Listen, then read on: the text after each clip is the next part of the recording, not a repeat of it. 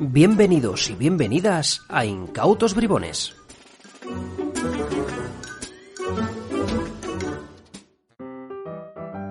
Sobre el control del público y el manejo de los espectadores, pues bueno, es algo que se va aprendiendo a medida que actúas y ganando experiencia. Pero también es cierto que a mí me gusta pensar que hay como 3 niveles de control del público. El primero, el más superficial, es el que yo llamo nivel conductual, donde intentamos que los espectadores realicen una determinada acción. Por ejemplo, coger una carta, que miren a un punto, que aplaudan.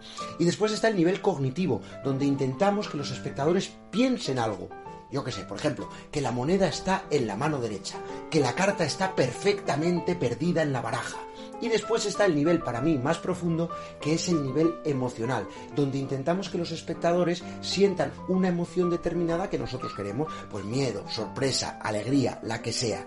También pienso, y esto puede estar totalmente equivocado, pero pienso que el nivel conductual y el nivel cognitivo no son más que medios para llegar a un fin, un objetivo final que es el control emocional del público. Aunque también es verdad que desde una perspectiva más de vanguardia teatral ni siquiera se busca ya eso. Lo que se busca es que los espectadores, ante una cosa que se está presentando, sientan una emoción con total libertad, sin ningún tipo de cortapisa, y que sean ellos los que decidan, si eso se puede decidir, qué emoción quieren tener. Y os dejo con una última reflexión. Si tú eres uno de esos magos que al preparar un espectáculo para un día concreto adapta los chistes y cambia los juegos según el público que se va a encontrar, entonces, ¿estás controlando al público o el público te está controlando a ti? Chan, chan, chan. Bienvenidos y bienvenidas a Incautos Bribones, el podcast de Páginas. Mi nombre es Borja Meyer, soy entretenedor profesional y el capitán de esta aventura audiofónica. En este episodio de Incautos Bribones vamos a centrarnos en una de las labores más importantes del mago cuando se sube a un escenario, un elemento puramente psicológico y por lo tanto de vital importancia. Y es que hoy en Incautos Bribones hablamos del control del público. ¡Comenzamos!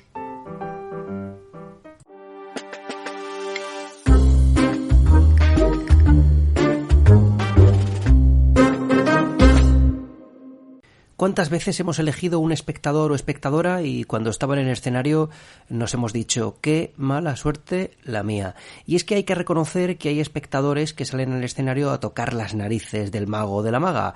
¿Cuál es tu carta? Adivínala, ¿no eres mago? Esto está a la orden del día. Tras esta maravillosa introducción de Jon Zabal, creo que podemos hacernos una idea de la importancia que supone conocer a los espectadores y sobre todo saber cómo lidiar con ellos. Hoy tenemos con nosotros a Javier Botía. Javier es mentalista, pero también locutor, presentador de televisión. En el año 2018 fue campeón mundial de mentalismo en el FISM 2018 en Busan, en Corea, y también recibió el premio especial a la invención. Es autor del libro 13 escalones más arriba, un estupendo libro de mentalismo cuyo título claramente nos recuerda al libro 13 escalones del mentalismo de Tony Corinda. Y dicho esto, si os parece, sin más dilación, vamos a comenzar. Bienvenido, Javier, a Incautos Bribones. Muchísimas gracias a ti por invitarme. La verdad es que por aquí pasan grandes de la magia, así que espero estar a la altura. Javier, eso por descontado. Vamos a irnos al centro de la cuestión. ¿Por qué es importante tener el control del público? Pues fíjate que esta pregunta que me estás haciendo es algo que muchos artistas desprecian. Y es que piensan que no hay que tener control del público, que el público sencillamente está ahí, no hay que conocerlo y le da igual 8 que 80, ellos hacen siempre su mismo espectáculo. Y luego vienen con la frase de, no entiendo qué ha pasado hoy, el público este era malísimo, porque yo he hecho el mismo espectáculo que hago siempre y no ha tenido la misma reacción y en otros sitios ha triunfado. Bueno, pues quizás tendría que pensar que es que el público es diferente y no todo es lo que trae el artista. Con un público bueno, uno brilla mucho, con un público malo, uno no brilla nada. Y en realidad no hay públicos malos, hay públicos malos para el tipo de producto que tú llevas. Es muy importante que tú sepas a quién vas dirigido, de qué manera has preparado tu espectáculo y cuál es tu público objetivo. Si tú, por ejemplo, imagínate, tienes un monólogo irreverente de humor ácido y te enfrentas pues a un público de jubilados y pensionistas o niños muy pequeños, evidentemente no vas a funcionar. Aquí te estoy dando un caso extremo, ¿no? Pero no es lo mismo actuar para una comunión que para una despedida de soltero, en el caso de un mago. Lo que sí que es muy importante es que hay que tener conciencia del público y que hay que controlar a ese público. ¿Por qué? Pues porque tú has roto la cuarta pared. En escena, la cuarta pared es una pared imaginaria que hay en toda obra de teatro. Uno en una obra de teatro encuentra un decorado en el que, por ejemplo, hay una casa y hay una pared que los actores la ven como pared, es decir, forma parte de la casa, pero que de ese lado está el público. No interactúan de ninguna manera. Son actores, evidentemente, están haciendo como una película. Ellos reproducen escenas y el público no participa.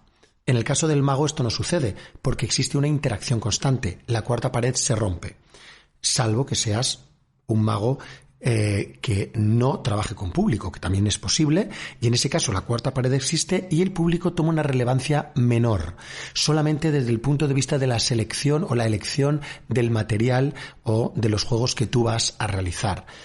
Te pongo, por ejemplo, un manipulador. Un manipulador hace un número que ha ensayado 1000 veces y le da igual que esté el público de una manera o de otra. Él sencillamente reproduce todo. En el caso de un mentalista, como es mi caso, no hay forma posible de no interactuar. Necesitas interactuar y es por eso por lo que debes conocer y entender al público. Hay que dominarlo. Perfecto, Javier. Yo creo que lo vamos teniendo claro. Claro, por un lado, tenemos que saber cuál es nuestro público, qué tenemos delante, tenemos que saber también qué es lo que traemos nosotros y de qué manera deberíamos pensar y reflexionar, de qué manera cada público distinto podría reaccionar ante ese material que tenemos. Y por otro lado, claro, tenemos que tener en cuenta que al existir a no existir esa cuarta pared, salvo casos concretos, como tú decías, tenemos que tener en cuenta que el público interactúa con nosotros y que forma parte del espectáculo. Pero Javier, ¿qué implica controlar al público? Pues lo que implica es el éxito o el fracaso. Así de sencillo. Es lo que implica controlar al público. De hecho, yo tengo algún tip especial que ahora luego te avanzaré. Tenemos clarísimo entonces que el hecho de controlar al público puede ser determinante a la hora de afrontar un espectáculo y que si no lo hacemos estamos abocados a que quizás el espectáculo no salga tan bien como nosotros tenemos pensado. Y efectivamente, antes de entrar en esos tips que estoy seguro que los amigos y amigas de Incautos Bribones van a disfrutar, sospecho que hay infinidad de técnicas según la situación y el tipo de espectador, pero te pregunto, ¿qué técnicas preventivas has detectado? Eso por un lado. Y en cuanto a las técnicas in situ, cuando ya no puedes prever, ¿qué técnicas con el espectador ya elegido podemos utilizar? En primer lugar, cuando tú llegas a un sitio, tienes que saber dónde estás. Primero hay que analizar el público. Si el público pagó entrada, tú ya tienes un punto a favor. Nadie valora lo que es gratis. Aunque sea €1, aunque sea un céntimo, si pagaron algo, tú vas a tener un plus, vas a tener un extra de atención que no tendrás con un público que no ha pagado entrada. Por eso es tan difícil actuar en la calle. Por eso es tan complicado actuar en públicos que, por ejemplo, pues puede ser un bar, un restaurante, donde tú simplemente eres un añadido y ellos no vinieron ahí a verte a ti, sino que vinieron a comer, a cenar, a merendar, a lo que fuera, y se te encontraron. Ese tipo de público es mucho más difícil. Con ese público necesitarás utilizar técnicas muy concretas, técnicas pues de síntesis muy especiales, técnicas de lenguaje corporal muy especiales, y tendrás que aprender a diferenciar quiénes son los líderes de grupo. Pero bueno, esto vamos a dejarlo un poquito para después. Vamos ahora a hablar de que tú, por ejemplo, entras en un público en el que, vale, no han pagado entrada, pero te han pagado a ti y todos saben que tú cobras. Por lo tanto, de alguna manera se te valora también. Por ejemplo, voy a poner el caso de una boda. Actúas en una boda o en una comunión. Ellos saben que tú has costado un dinero. Estoy hablando también para todo tipo de magia, no solamente mentalistas. En ese caso, es más sencillo que te presten atención. Pero no tienes que olvidar que tú estarás actuando después de la comida. Y después de la comida hay gente que ha bebido. Y la gente además está hablando. Y la gente tiene vida. Y tú no eres importante para ellos. Porque no pagaron para ir a verte a un teatro. Entonces, lo que debes conseguir es que ellos te presten atención. Hay una técnica que para mí es infalible, yo le llamo el reputation maker, que es hacer reputación. Cuando tú llegas a un sitio de estos, vas a las mesas más conflictivas, quizás las que están alejadas, las que están detrás de una columna, o aquellas que tú ves que hay más gente que está hablando y que está mareando, y que es un poquito más complicada. Bien, tú te tienes que acercar a ellos antes de que te toque actuar. Y entonces les realizas un juego. Un juego que deje flipado a ser posible al líder de grupo. Y cuando lo has hecho, te vas a otra mesa y haces más o menos lo mismo. Estos juegos los haces con mucha discreción porque no forman parte de tu espectáculo.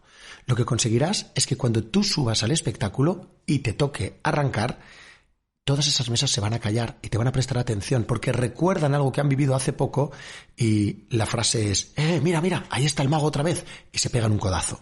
Acabas de conseguir, cuando empezaste, la atención de toda una sala que por otro lado te hubiera sido muy dura de remar. El público puede ser de muchas maneras, pero lo más importante es que tú sepas si ellos se conocen entre ellos, si son familias, son conocidos, son amigos. Cuando esto sucede, tú tienes una gran ventaja y también tienes un inconveniente. Por ejemplo, es una muy mala idea cuando uno está con un público que se conocen entre ellos. Vamos a poner, por ejemplo, no sé, aquí en Valencia la comisión de una falla o una charanga o una cofradía donde todos son amigos, un club de fútbol donde todos se conocen. Si tú sacas a alguien, ten en cuenta que si esa persona va de graciosa, todos consideran que es gracioso, porque lo conocen. De hecho, se codean y dicen, vas a ver ahora, os va a flipar, este es muy gracioso, es muy gracioso. Realmente no es un profesional, es un cuentachistes de bar de los malos. Y apenas abra la boca no va a tener gracia. Pero tú tienes que reírte, porque si no le ofenderás, y ofenderás a todo el público. Tampoco deberás quedar nunca por encima de él, no deberías gastar bromas. Del mismo modo, cuando tú tienes a que el público se conoce, tienes a un público que se conoce, cualquier juego que hagas participativo se multiplica por 1000. No sucede así con un público que no se conoce. Un público que no se conoce, que son por ejemplo parejitas que están en un pub, tú sacas a uno y la única persona que de verdad va a sentirse interpelada y va a sentir emoción es la pareja de esa persona porque lo conoce. Para los demás podría ser un compinche, podría ser cualquiera, o sencillamente no le despierta ningún tipo de inquietud. Por eso es muy importante también saber si se conocen o si no se conocen. Si se conocen, recuerda, cuidado especial, dejar al gracioso brillar, nunca estar por encima y, muy importante, ser muy participativo en los juegos. Ahora tú imagínate que has sacado a una persona, a un voluntario que es imbécil. Existe, hay imbéciles. Hay varios tipos de imbéciles. Está el imbécil ocasional, que es porque sencillamente se ha emborrachado, se ha drogado o está fuera de sitio, porque por lo que sea está muy excitado por la situación. Bien, este sencillamente es alguien que se le puede medianamente controlar. Luego está el que es imbécil de verdad. De estos también hay dos. Está el que se cree gracioso, quiere brillar, quiere estar por encima de ti. Recuerda, si es de grupo no lo debes tocar, no lo debes molestar. Si no es de grupo, tienes que deshacerte de él lo antes posible. Y está el otro, el que sencillamente es tonto. Hay gente tonta. Hay gente que no entiende algo tan sencillo como coge una carta y coge dos. Hay gente que no entiende algo tan sencillo como elige una palabra de un libro y elige una frase. Hay gente que sencillamente no entiende. Por eso es muy importante que tú te des cuenta, cuando estás con el voluntario, de si esta persona es corta. Y tienes que explicarlo muy bien, porque si lo hace mal, es porque tú no has sabido explicarlo. Piensa que tú conoces el juego, y él no. Y él encima tiene un plus. Además de que puede ser corto, puede estar muy nervioso. El escenario es tu medio natural, es donde tú creces, donde tú te mueves, si tú eres un pez, es tu acuario, ¿no? Tú estás a gusto, nadas a gusto en ese agua. Pero un espectador cuando sube, quizás lo haga una sola vez en su vida, quizás sea esa, se va a encontrar fuera de su medio, se va a poner muy nervioso y es probable que no entienda, no comprenda lo que hace. Por eso también es importante al público nunca dejarlo solo en escena. Hay que llevarlo y moverlo de la mano, decirle dónde se tiene que poner, colocarlo y explicar como para tontos. Bueno, Javier, creo que nos llevamos bastantes consejos y yo creo además muy interesante, ¿no? Analizar al público, saber en qué punto se encuentra él, en qué público te encuentras tú, en qué medio estamos, captar la atención, lo que tú dices es increíblemente interesante y estoy completamente seguro que nos hemos encontrado con algún tipo de espectador como este que comentamos. En tu libro 13 escalones más arriba hiciste una catalogación de voluntarios. Bueno, aunque lo has mencionado un poco, ¿puedes hablarnos brevemente de cada uno? Bueno, la verdad que ya te he avanzado un poco y me voy dejando muchas cosas en el tintero porque hablar de público es algo un poco largo, ¿no? O sea, es extenso, por decirlo de alguna manera. Y sí, en mi libro 13 escalones más arriba lo hago pormenorizadamente. Explico todo.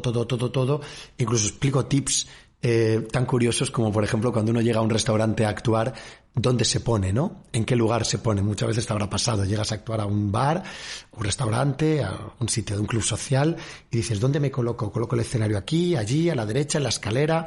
Bien, el sitio siempre es la tele. Donde está la tele es el sitio donde se ve mejor desde todos los ángulos. Piensa que ellos viven ahí y ya han probado poner la tele en todas partes. El sitio es ese. Bueno, este tipo de tips te los doy en mi libro, 13 escalones más arriba, se llama, lo podéis encontrar en Amazon. Y ahí hablo de los tipos de voluntarios, ya no tanto los tipos de espectadores. El voluntario es la persona que sale y en esos momentos se convierte en tu partener, forma parte del espectáculo. Hay muchos tipos de voluntarios. Como te he dicho, está el que viene a divertirse, el que viene a pasarlo bien y es el que te colabora. De hecho, se convierte prácticamente en compinche instantáneo. Este es fantástico. Pero también está el tonto, el que te he comentado antes. Está el imbécil, que no es tonto. Este sencillamente es... Y está el malo. Hay uno que viene a fastidiarte porque odia a los magos, odia la magia, porque no entiende la magia como algo divertido. Entiende la magia como un engaño. Algo que es un desafío para su inteligencia. Alguien le quiere engañar, pero yo lo voy a descubrir, yo voy a ser más listo. Con esto hay que tener mucho cuidado porque te va a poner trampas. Para un mentalista es muy fácil pillarlo porque inmediatamente cuando llegas le dices, ¿cómo te llamas? Su respuesta sería, no sé, dímelo tú que eres mentalista. Bien, este es el malo. Y bueno, es muy fácil de desmontar. Cuando esa persona te dice esto, tú le contestas, bueno, me gustaría hacer algo que no fuera tan sencillo. Quiero decir, aquí hay algunas personas que ya conocen tu nombre, no sé por qué yo no debería haberme enterado de él. Quizás alguien te llamó y yo escuché. Yo busco algo de verdad importante, algo de verdad difícil, pero no contigo, no. A ti te he elegido porque sé que eres escéptico, como acabas de demostrar. Y como tú eres escéptico, y quiero que todo el mundo tenga la seguridad de que nadie está compinchado conmigo, y que nadie me va a ayudar a esto, quiero que seas tú el que elijas quién será el voluntario que yo saque al escenario. De esa manera lo has desarmado, no lo has desechado, él se siente importante, va a elegir a alguien y va a sentir que lo eligió él. La derrota de ese otro la tomará como propia. Y lo bueno es que no has rechazado ningún tipo de desafío. Así que cuando elijas un voluntario y te des cuenta que algo anda mal, le dices a una persona, usted por ejemplo, y veas que es tonto, o por ejemplo, que se agarra a la silla, el tímido, ese hay que tener mucho cuidado con él. Hay alguien que clava las uñas y mira hacia atrás y hace no, y te dice que no. No lo saques. No lo saques porque va a padecer en el escenario. Muchas veces insistimos, no, ven, y lo sacamos y esa persona está sufriendo en el escenario y eso no te ayuda. Eso no te ayuda a nada. Cuando eso sucede, tú usas la misma técnica. No, tú, a ti, no quiero que salgas, tranquilo. Quiero que me digas quién va a ser el voluntario. Elígelo tú. Cuando haces este tipo de cosas, piensa que te arriesgas a que él elija mal. Pero piensa que ya estabas con una mala elección. La probabilidad está a favor. Seguramente no sea peor de lo que ya tenías. El peor voluntario de todos, sin duda alguna, es el mago o el artista. Puede ser mago, puede ser cantante, puede ser presentador de televisión. Por ejemplo, si tú vas a trabajar a un canal de televisión y, por ejemplo, vas al programa de Cárdenas, que ya no está en el aire, pero te lo pongo por caso porque ese lo hacía mucho, o puede ser al hormiguero, y tú vas a hacer magia al hormiguero, resulta que, si te das cuenta, los entrevistados, el mismo Pablo Motos o el Cárdenas en su programa, se meten de manera que ellos tratan de dar contenido. No se conforman con ser voluntarios, no se conforman con ser continente, quieren ser contenido. Y esto te quita timing a ti, te quita ritmo y además te puede llevar a errores importantes. Porque no puedes controlar, no puedes saber exactamente lo que va a suceder porque ellos te cambian las reglas sobre la marcha. Tú tenías una estructura y la suelen romper. Por eso el peor voluntario es el profesional. En televisión es terrible, es preferible no utilizar nunca a los presentadores, sacar a alguien de verdad de público o a alguien que sea ajeno a lo que es estar delante de la pantalla. Sirve un técnico, sirve un cámara, esos son muy buenos, siempre suelen ser muy buenos voluntarios. El que es muy mal voluntario es, como te digo, el profesional, sobre todo si es otro mago. ¿Por qué quiere meter chascarrillos? ¿Por qué intenta también él actuar contigo y vender parte de su producto? Evítalos siempre. Hemos avanzado en esa catalogación, Javier, nos llevamos estos consejos y estoy seguro que si vamos a televisión vamos a tener muy en cuenta todo esto que nos cuentas. Es curioso porque también dividiste a los espectadores por edades. Coméntanos un poco en qué se diferencian, porque creo que puede aportarnos mucho.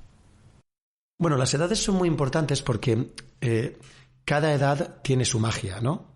Y no me refiero a una cosa poética, estoy hablando de la magia que nosotros hacemos. Existe una magia infantil, existe magia para adultos, pero curiosamente no existe la magia para adolescentes. No existe. Y en el mentalismo, para mí, a mi entender y a mi juicio, el adolescente es uno de los mejores como público. La gente adulta puedes tener de todo tipo. Puedes tener gente que sea escéptica, que venga a pillar, gente que no disfrute, gente que se siente y disfrute muchísimo, y luego tienes un tipo de público que solo tenemos los mentalistas dentro de los adultos, que son los esotéricos. Son aquellos que no solo no se asombran cuando doblas una cuchara, sino que dicen, sí, yo una vez doblé una de pequeño. Es esta gente que te pregunta tu signo del zodíaco antes que tu nombre, ¿no? Esta gente vive en una nube de pedos y esta gente está convencida de que tú tienes poderes, por lo tanto no se impresiona, pero además lo explica. Sí, eso es por el aura, tal, no sé qué. O sea que esa gente a nosotros nos sirve. Al mago convencional no le sucede esto, este tipo de público no lo tiene él, nosotros sí, pero el niño, cualquiera que ha trabajado con niños, sabe que es distinto. El niño, a mi entender, a mi juicio, es el más difícil para mí. Yo admiro a los magos infantiles, tienen una paciencia brutal, el niño tiene una capacidad de atención muy reducida, necesita colores vivos, necesita grandes movimientos, necesita histrionismo, necesita música, necesita ser de alguna manera apercibido al escenario, o sea, ser llamado al escenario. Entonces tú tienes que conseguir la atención todo el tiempo, es agotador. Un adulto no puede permitir un discurso más largo, un juego más largo. Entonces, según la edad, tendrás que ser más rápido, tendrás que saber elegir tus juegos. Y ahora vamos a la magia de adolescentes, en este caso el mentalismo de adolescentes. Hay un momento, yo no sé cuándo es, en el que el público se le quiebra o tiene un desengaño en la vida, en el que deja de querer ser un voluntario a no desearlo de ninguna manera. Cuando eres niño y dices, un voluntario, todos levantan la mano. Yo, todos los niños levantan la mano. Los adultos no. Cuando dices entre los adultos, un voluntario, es difícil que alguien levante la mano. Hay un momento en el que los niños crecen y dejan de querer salir al escenario. Así que es un poco más difícil el público adulto. Pero ese momento es la adolescencia.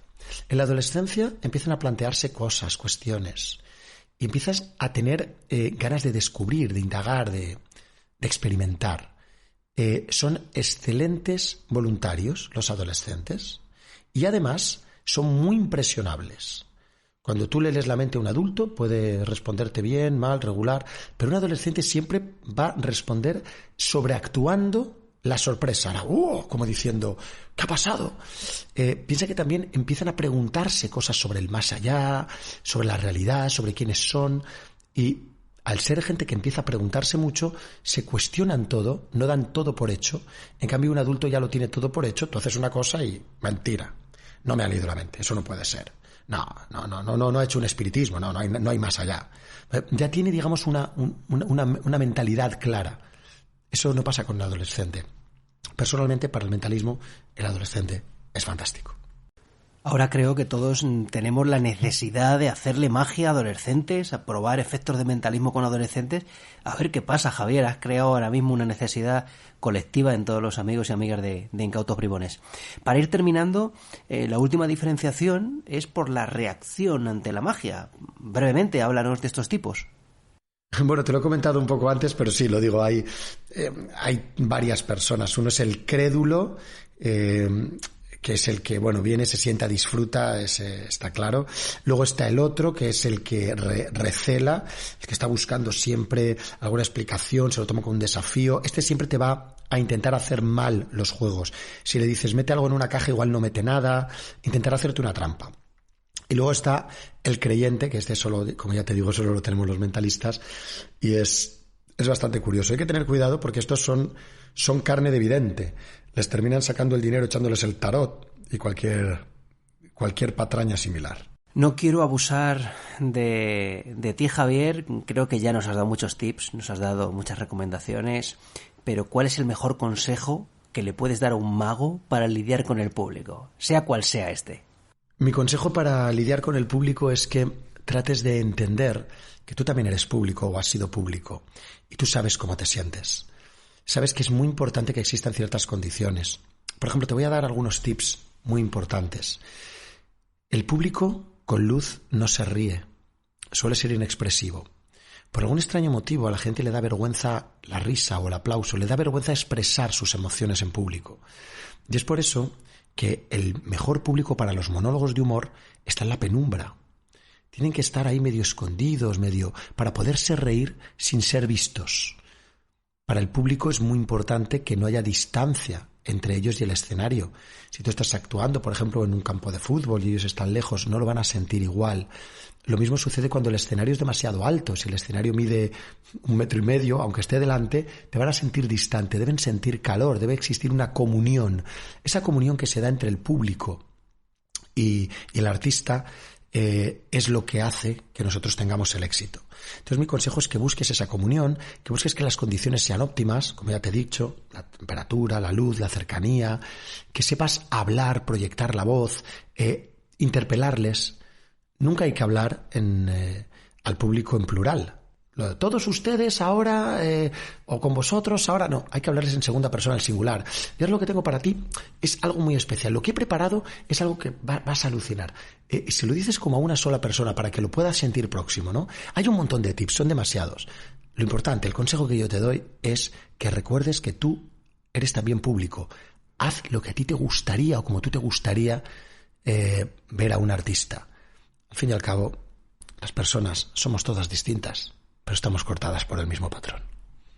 Muchísimas gracias, Javier. Yo creo que nos llevamos un montón de información, un montón de cosas que pensar. Estoy seguro que muchos amigos van a indagar en ese 13 escalones más arriba para profundizar en todo esto que nos cuentas. Y nada, simplemente muchísimas gracias por haber venido aquí a Incautos Bribones. Gracias, Javier.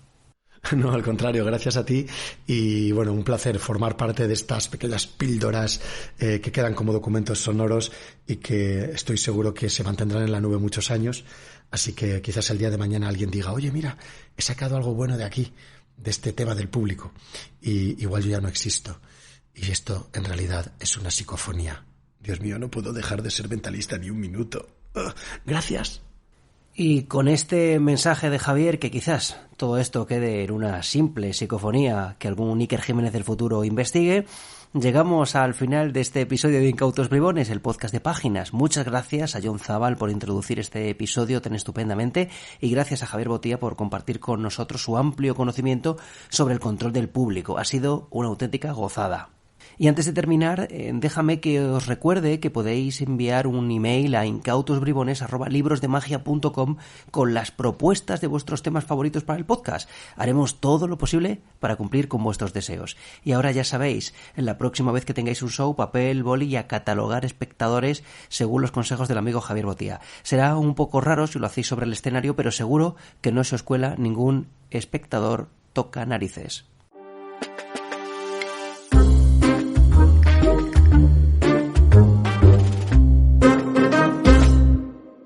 Y esto se acaba, pero antes, si aún no lo has hecho, suscríbete a nuestro podcast en iVoox para no perderte ningún episodio y déjanos un comentario para que sepamos que te está gustando nuestro trabajo. Y si nos escuchas en Spotify, pues dale al botón de seguir para estar atento o atenta a todas las novedades. En una semana volvemos con un nuevo episodio de Incautos Bribones.